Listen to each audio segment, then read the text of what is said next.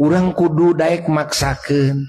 Lamun mung maksakeun, urang mau tidak mau, urang kudu narima resiko. Di mana urang paeh ninggalkeun alam dunya sagala harta banda moal aya nu dibawa, kabeh kula warganya nu dipika cinta bakal papisah.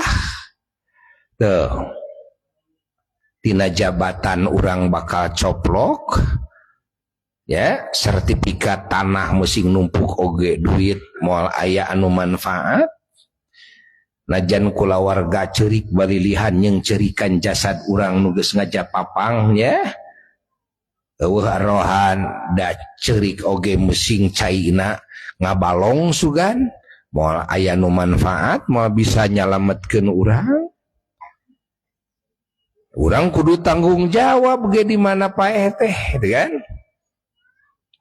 Di mana urang keur hirup di dunya mung ngawangun keimanan, mung ngawangun katakwaan, ngawangun amal soleh nu disebut Islam teh jeung ihsan.